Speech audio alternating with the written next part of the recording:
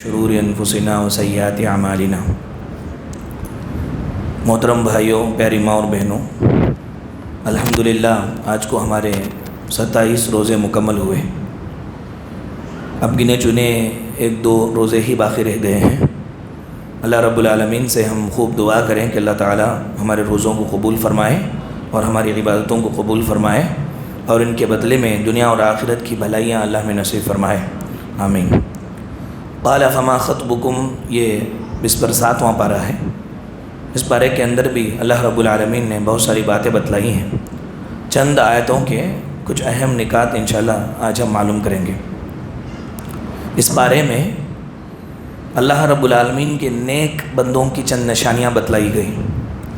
یہ اگر ہم کرتے رہیں تو اللہ کی نظر میں ہم نیک رہیں گے۔ اللہ رب العالمین نے فرمایا ان المتقین فی جنات و عیون، متقی لوگ، پرہیزگار لوگ، نیک لوگ جنتوں کے اندر ہوں گے، چشموں میں ہوں گے۔ آخذین ما آتاہم ربہم، یہ وہ سب چیزیں لیں گے جو ان کا رب ان کو دے گا۔ ان کی نشانی کیا ہے نیک لوگوں کی؟ انہم کانوا قبل ذالک محسنین، یہ دنیا کی زندگی میں احسان کے ساتھ زندگی گزارتے تھے۔ ہر ایک کے ساتھ جو بھی معاملہ کرتے تھے بڑے خلوص کے ساتھ کرتے تھے، بہت دل سے کام کرتے تھے، چاہے ان کا اپنا کام ہو، چاہے عبادات ہو، چاہے معاملات ہو، یہ سب میں احسان کے درجے میں رہتے تھے۔ یہ احسان کے ساتھ زندگی گزارنا، یہ اللہ رب العالمین نے نیک بندوں کی نشانی کہا۔ ہر ایک معاملے میں احسان۔ کانوا قلیلا من اللیل ما یہجعون، یہ اللہ کے نیک بندے راتوں میں بہت کم سوتے ہیں۔ یہ راتوں میں اللہ کی عبادت میں، دعاؤں میں، ذکر میں راتوں کو گزارتے ہیں، کاٹتے ہیں۔ وبالاسحار هم یستغفرون، سحر کے وقت میں، فجر سے پہلے کے وقت میں یہ اللہ رب العالمین سے استغفار کرتے ہیں، اپنے گناہوں کی معافی مانگتے رہتے ہیں۔ یہ نیک لوگوں کی پہچان ہے۔ وفی اموالہم حق للسائل والمحروم، ان کے مالوں میں، اللہ نے جو ان کو مال دیا، ان کے مالوں میں صرف ان کے بیوی بچوں کا ہی حق نہیں رہتا، بلکہ ان کے مالوں میں ہر پوچھنے والے کا بھی حق رہتا ہے، ہر محروم کا بھی حق رہتا ہے۔ پوچھنے والا جو ہاتھ پسار کر کے پوچھ دے اس کو بھی یہ دیتے ہیں، اور محروم وہ آدمی جس کو ضرورت ہے لیکن غیرت کی وجہ سے، شرم کی وجہ سے وہ نہیں مانگ سکتا ہے، لوگوں کو نہیں بول سکتا ہے اپنی پریشانی، تو یہ اندرونی طور پر جان کر کے یہ ضرورت مند ہے بول کر کے اندرونی طور پر اس کی مدد کرتے ہیں۔ یہ نیک لوگوں کی پہچان ہے۔ اس کے بعد اللہ رب العالمین نے انسان کا مقصد حیات کیا ہے وہ بتلایا۔ یہ زندگی کا مقصد اللہ کی عبادت ہے۔ زندگی کا مقصد دنیا کمانا، دنیا جمانا نہیں ہے، بلکہ اللہ کی عبادت ہے۔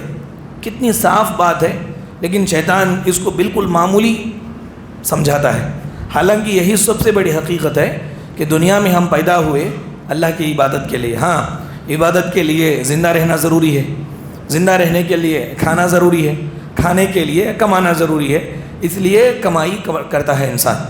کمائی اس کی زندگی کا مقصد نہیں ہے، کمائی کھانے کے لیے ہے، کھانا زندہ رہنے کے لیے ہے، زندہ رہنا عبادت کے لیے ہے۔ تو اصل چیز جو ہے یہ عبادت ہے۔ اللہ رب العالمین نے بیان فرمایا وَمَا خَلَقْتُ الْجِنَّ وَالْإِنسَ إِلَّا لِيَعْبُدُونَ، کہ میں نے جنوں اور انسانوں کو صرف اپنی عبادت کے لیے پیدا کیا ہے۔ اور لوگ رزق کی تلاش میں اللہ رب العالمین کی عبادت میں غفلت برتتے ہیں، دور ہو جاتے ہیں۔ اس لیے اللہ نے تنبیہ فرمائی کہ میں سب سے زیادہ بہترین رزق دینے والا ہوں۔ ان اللہ هو الرزاق ذو القوة المتین، لوگوں رزق کے تلاش میں مجھ سے دور نہ جاؤ، بلکہ رزق دینے والا میں ہوں، تم میری عبادت کرو اور رزق میں تم کو آسانی سے پہنچاؤں گا۔ اللہ رب العالمین نے انسان کے رزق کو عبادت سے جوڑ کے رکھا ہے۔ عبادت جتنی مضبوط، جتنی اچھی ہوگی، انسان کا رزق اتنا کشادہ ہوگا۔ یہ اللہ رب العالمین نے بیان فرمایا۔ اس کے بعد ایک حقیقت اللہ نے بیان فرمائی کہ اہل ایمان جو مومن لوگ ہیں، ان کے اولاد بھی جنت میں جائیں گے، یہ بھی جنت میں جائیں گے۔ اب ان کے اولاد ہیں اور یہ ہیں، باپوں نے اچھے اعمال کیے تو جنت میں ان کا مقام اونچا ہوا، اور بیٹے کم عمل کیے تھے تو جنت ہی میں ہے لیکن ان کا مقام نیچے ہے۔ تو اب یہ خوشی نامکمل ہے کہ خوشی کے موقع پر باپ الگ ہو، بیٹا الگ ہو، بیٹی الگ ہو، بیوی الگ ہو، الگ الگ جگہ پر ہوں تو خوشی نامکمل ہے، اس لیے اللہ رب العالمین اپنے خاص احسان سے سب کو ملا دیں گے۔ مومن لوگ جو ہیں سب کو ملا دیں گے۔ ملانے کے دو طریقے ہیں، ایک طریقہ باپ اگر اونچے مقام پر ہے، بیٹے نیچے مقام پر ہے تو باپ کو نیچے لا کر کے ملانا، اور ایک طریقہ نیچے جو بچے ہیں ان کو اوپر لے کے جانا۔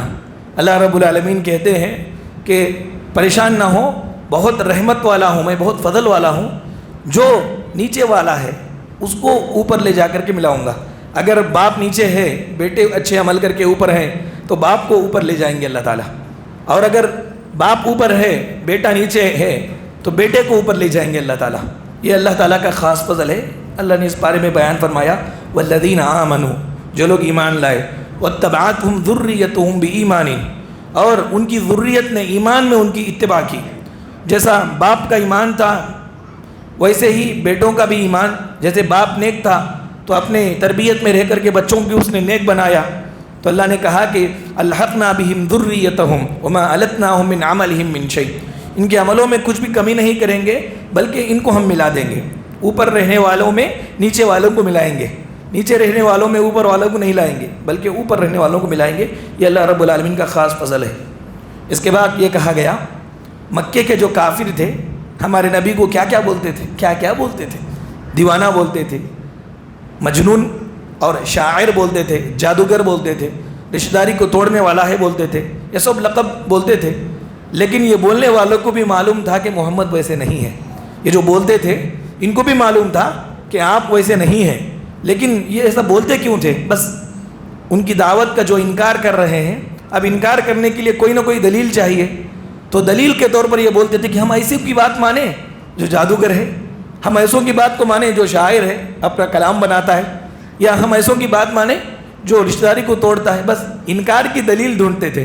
اللہ رب العالمین نے فرمایا، وَالنَّجْمِ اِذَا هَوَى مَا ضَلَّ صَاحِبُكُمْ وَمَا غَوَى، کہ آپ کا ساتھی نہ راہ بھولا ہوا ہے نہ راہ بھٹکا ہوا ہے بلکہ وہ صحیح راستے پر ہے۔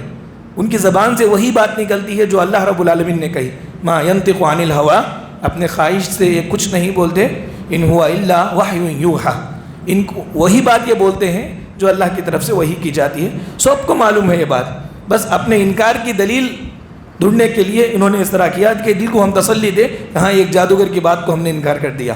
یہ بات اللہ رب العالمین نے بیان فرمائی۔ اس کے بعد اب آج بھی دیکھیں، اللہ کی بات، رسول اللہ کی بات جو انکار کرتے ہیں اپنے مذاہبوں کے اوپر عمل کرتے ہوئے، ان کو بھی معلوم ہے کہ یہ مسالک میں الحدیث صحیح ہیں، قرآن حدیث پر عمل کرنے والے ہیں، ان کے بڑوں کو بھی معلوم ہے۔ چونکہ کیا ہے، وَأُشْرِبُوا فِي قُلُوبِهِمُ الْعِجْلَةَ، کہ پلا دی جاتی ہے ان کو مذہب کی محبت، اس لیے اللہ رب العالمین کی جب تک توفیق نہیں ہوتی وہ نکل کر کے نہیں آ سکتے۔ اس کے بعد اللہ نے بیان فرمایا، اللہ کا ایک اصول ہے، سب پر ہے، مسلمانوں پر، غیر مسلموں پر، سب پر۔ اللہ کا اصول کیا ہے؟ جس نے محنت کی اس کو ہی اس کا بدلہ ملے گا۔ محنت آپ کریں دوسرے کو اللہ بدلہ دے، یہ اللہ کے اصول کے خلاف ہے۔ اچھا محنت کریں آپ، اچھا بدلہ اللہ آپ کو دیں گے۔ بری چیز میں آپ محنت کریں، بری چیز کا بدلہ بھی آپ کو ملے گا۔ اللہ نے فرمایا، اللہ تزر وازرۃ وزر اخری، کوئی آدمی کسی آدمی کا بوجھ قیامت کے روز نہیں اٹھائے گا۔ وَلَيْسَ لِلْإِنسَانِ إِلَّا مَا سَعَى، انسان کے لیے وہی ہے جس کی اس نے محنت کی، جو محنت آپ کریں گے وہی آپ کو ملے گا۔ وَأَنَّ سَعْيَهُ سَوْفَ يُرَى، ان قریب اس کی محنت اس کو دکھا دی جائے گی۔ قیامت کا دن جب قائم ہوگا تو ہر ایک انسان کی محنت اس کو دکھا دی جائے گی۔ محنت سے کبھی جی نہ چرانا۔ تھکان انسان کو ہوگی، تھوڑی دیر آرام کریں گے تھکان چلی جائے گی، لیکن آپ محنت کر کے جو نیکیاں جمع کرتے ہیں یہ نیکیاں آپ کے لیے ہمیشہ رہ جائیں گی۔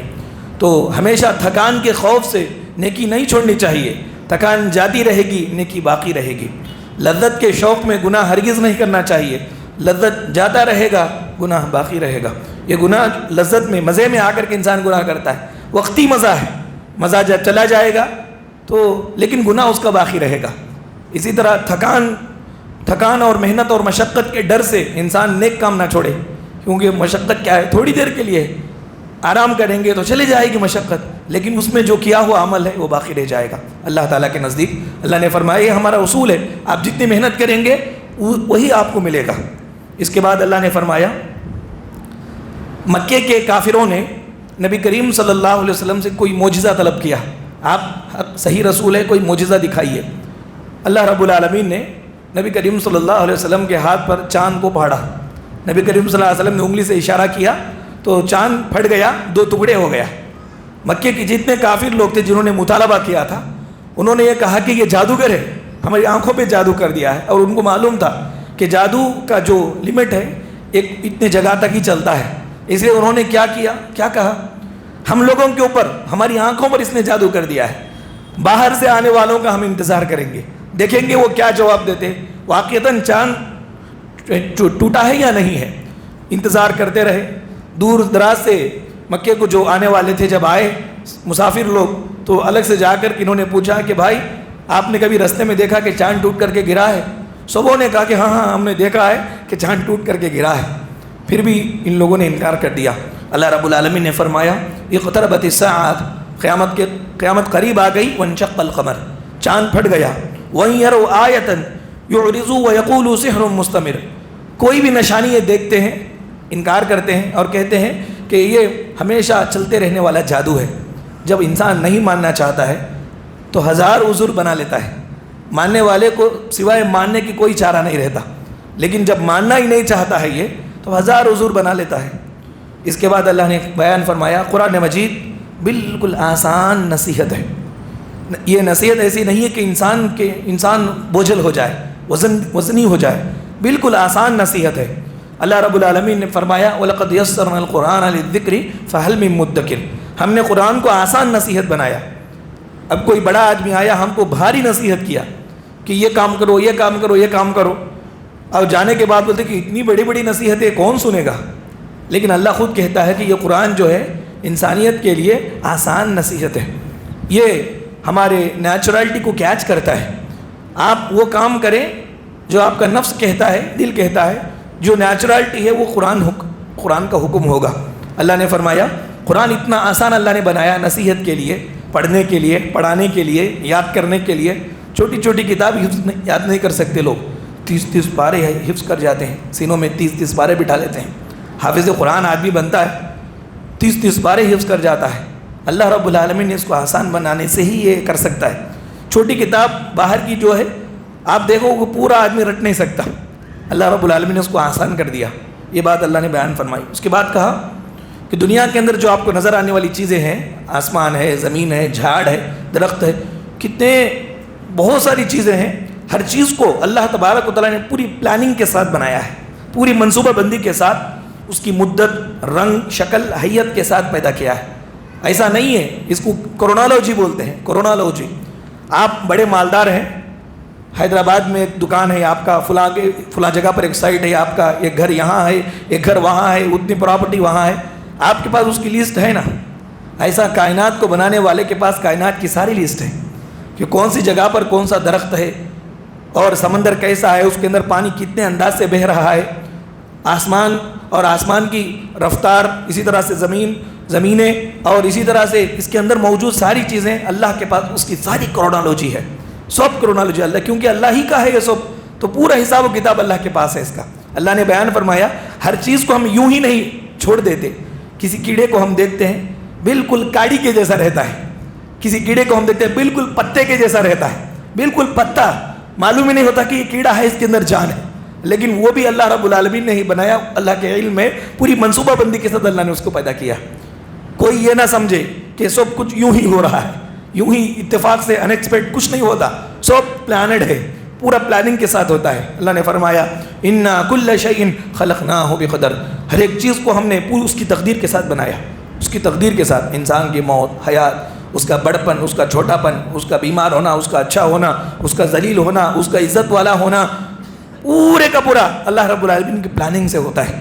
یہ بات اللہ نے بیان فرمائی۔ اس کے بعد کہا لوگوں کے سامنے اپنی شیخی بگارتے ہوئے مت پھرو، اپنی اچھائی بولتے ہوئے مت پھرو کہ میں فلاں ہوں، میں نے یہ کر دیا، 30 مار خواہ ہوں، میں یہ کام کر دیا، وہ کام کر دیا، میری وجہ سے ایسا ہوا، ایسا مت بولو۔ آپ کتنے اچھے ہیں اللہ کو معلوم ہے۔ اللہ نے بیان فرمایا فلا تزکوا انفسکم هو اعلم بمن اتقى، اپنی پاکیزگی بیان مت کرو، کون کتنا پاکیزہ ہے اللہ جانتا ہے۔ اس آیت کریمہ سے علماء نے استدلال کیا کہ جو اپنے آپ کو ولی بولتا ہے وہ سب سے بڑا جھوٹا ہے. اپنے آپ کو ولی بولنے والا سب سے بڑا جھوٹا ہے، اس لیے کہ اللہ خود کہتا ہے اپنے آپ کو اچھا مت بولو، اللہ جانتا ہے کون اچھا ہے. تو اب اپنے رسول اللہ صلی اللہ علیہ وسلم اتنے بڑے ہونے کے باوجود اپنے آپ کو کتنا کم سمجھتے تھے. صحابہ کرام اتنے بڑے ہونے کے باوجود اپنے آپ کو کتنا کم، ہمیشہ ان کی نگاہ اپنے گناہوں پر رہتی تھی، اپنے گناہوں پر. اب یہ ایک ہے کہ آدمی وہ کہتا ہے کہ کوئی گناہ ہی میرا نہیں ہے، میں ولی ہوں، مجھ سے جو بھی پوچھو میں دعا کروں گا تم کو مل جائے گا. تو یہ سب سے بڑا جھوٹا ہے. قرآن کی اس آیت کے خلاف وہ عمل کر رہا ہے. وہ کیا اللہ کا ولی ہے؟ اللہ کا ولی تو چھپا رہتا ہے، وہ ظاہر ہوتا ہی نہیں ہے اور لوگوں کو معلوم بھی نہیں ہوتا کہ یہ اللہ کا ولی ہے. وہ پسند بھی نہیں کرتا کہ لوگ اس کی تعریف کریں. اللہ نے بیان فرمایا کہ ایسا اپنے آپ کو لوگوں کے سامنے بہت اچھا بول کر کے بولتے مت پھرو، کون کیسا ہے اللہ جانتا ہے. اس کے بعد اللہ نے کہا آخرت میں جہنم کے عذاب سے بچنے کے لیے گھر کے اندر ڈر کر کے رہنے کی ضرورت ہے. عام طور پر لوگ گھر والوں سے ڈرتے رہتے ہیں، گھر والوں سے ڈرتے رہتے ہیں. اللہ نے کہا گھر والوں سے ڈرنے کی بجائے گھر والوں میں ڈر کر کے رہیں. اللہ رب العالمین کا ڈر دل میں رکھیں اور گھر والوں میں ڈر کر کے رہیں. انا کنا قبل فی اہلنا مشفقین فمن اللہ علینا ووقانا عذاب السموم. جنت میں جب جائیں گے تو بولیں گے کہ جب ہم اپنے گھروں میں رہتے تھے لیکن اللہ سے ڈرے ہوئے رہتے تھے. گھروں میں رہیں، اللہ گھر والوں سے ڈرنے کے بجائے گھر میں رہ کر اللہ سے ڈریں، اللہ سے ڈریں، ان کے حقوق ادا کریں. تو بے شک اللہ رب العالمین جنت کے اندر جنت عطا فرمائیں گے. اس کے بعد کہا گیا کہ مومن جو ہے، نصیحت جو ہے مومن کو فائدہ دیتی ہے. جو مومن ہوگا نصیحت کو قبول کرے گا، اچھی باتیں بولے. آپ کو یہ بتایا گیا کہ اللہ کی عبادت کرو، اس کے رسول کی اطاعت کرو، زندگی کے اندر تقوی کے ساتھ زندگی گزارو. یہ باتیں جب بولی جاتی ہے تو یہ باتیں کس کو اچھی لگتی ہے؟ کون عمل کرتا ہے؟ جو مومن ہوتا ہے وہ عمل کرتا ہے. اب اللہ نے بیان فرمایا کہ وذکر فإن الذکریٰ تنفع المؤمنین. اے حبیب آپ نصیحت کیجئے، جو مومن ہوگا اس کو یہ فائدہ دے کے. ہم دیکھ لیں یہ نصیحتیں اگر ہم کو فائدہ دے رہی ہوں تو ہم مومن ہیں. اگر نصیحتوں سے ہمارے کان پہ جوں بھی نہیں رینگتی ہے، کچھ بھی دل کے اندر ایمان تازہ ہوتا نہیں ہے، بلکہ ایک روٹین، ایک رسم سمجھ کر کے ہم اس کو سنتے ہیں، اس کو سمجھتے ہیں، تو سمجھے کہ ہمارے ایمان کے اندر کمزوری ہے، کمی ہے. اور بہت ساری باتیں اللہ رب العالمین نے اس بارے میں بتلائی ہے. اللہ رب العالمین سے دعا ہے کہ اللہ تعالیٰ ہم تمام لوگوں کو قرآن مجید کو پڑھ کر سمجھ کر اس کے احکامات پر عمل کرتے رہنے کی توفیق عطا فرمائے. اللہ تعالیٰ ہمارے روزوں کو اور ہماری عبادتوں کو قبول فرمائے. اللہ اور جو ماں بقیہ روزے ہیں صحت و سلامتی کے ساتھ اللہ ہمیں رکھنے کی توفیق عطا فرمائے. آمین. وآخر دعوانا ان الحمد للہ رب العالمین. سبحانک اللہم و بحمدک اشہد ان لا الہ الا انت استغفرک و اتوب الیک.